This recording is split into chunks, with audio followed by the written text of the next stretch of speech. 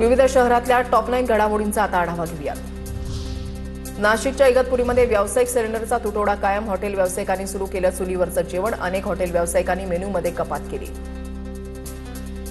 साताऱ्यामध्ये गॅसचा तुटवडा नाही, जिल्ह्यामध्ये सिलेंडरचा तुटवडा जाणवत असल्याची अफवा। जिल्हाधिकाऱ्यांची माहिती। सध्या साताऱ्यामध्ये सर्व कंपन्यांची एकूण 9 लाख गॅस जोडण्या।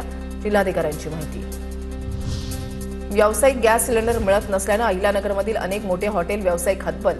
काही व्यावसायिकांनी हॉटेलमध्ये विटांची चूल तयार केली। ग्राहक आणि व्यवसाय टिकवण्यासाठी हॉटेल व्यावसायिकांची धडपड। अमरावतीमध्ये गॅस सिलेंडरसाठी ग्राहकांनी आगाऊ बुकिंग करू नये। अमरावती जिल्हाधिकाऱ्यांचे नागरिकांना आवाहन। ग्राहकांना गॅस सिलेंडरची घरपोच सेवा देण्यासाठी यंत्रणा राबवणार। छत्रपती संभाजीनगरमध्ये घरातच सुरू होतं गर्भपाताचं रॅकेट। डॉक्टर, परिचारिका आणि सासरच्या लोकांना पोलिसांकडून बेड्या। छत्रपती संभाजीनगर शहरातील नारेगाव परिसरातली घटना उघड। पुण्यामध्ये टकटक गँगचा पर्दाफाश। सिग्नलवर गाड्यांमधून मोबाईल चोरी करणारे 2 परप्रांतीय आरोपी अटकेत। 4 चाकी वाहनांना धडक लागल्याचा बहाणा करून गाड्यांमधून चोरी करायचे। नागपुरात मुलांचं अपहरण करणारी टोळी सक्रिय असल्याची अफवा। सोशल मीडियावर व्हायरल झालेल्या एका रीलमुळे चर्चा। नागपूर ग्रामीण पोलिसांकडून नागरिकांना अफवांवर विश्वास न ठेवण्याचं आवाहन। विविध जिल्ह्यातल्या टॉप 9 घडामोडींचा आढावा घेऊया।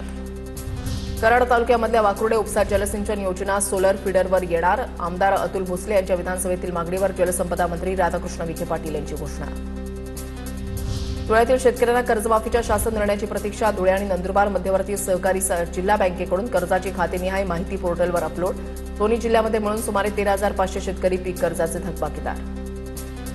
भंडारामध्ये शेतातील चिखलामध्ये अडकून शेतकऱ्याचा मृत्यू। शेतामध्ये चिखलणी करण्यासाठी गेलेला शेतकरी बैलजोडीसह लाकडी फणसावरून खाली पडला। बैलांनी चिखलामध्ये फरफटत नेल्यानं शेतकऱ्याचा मृत्यू। भंडाऱ्याच्या मांदेड शेत शिवारामधली घटना।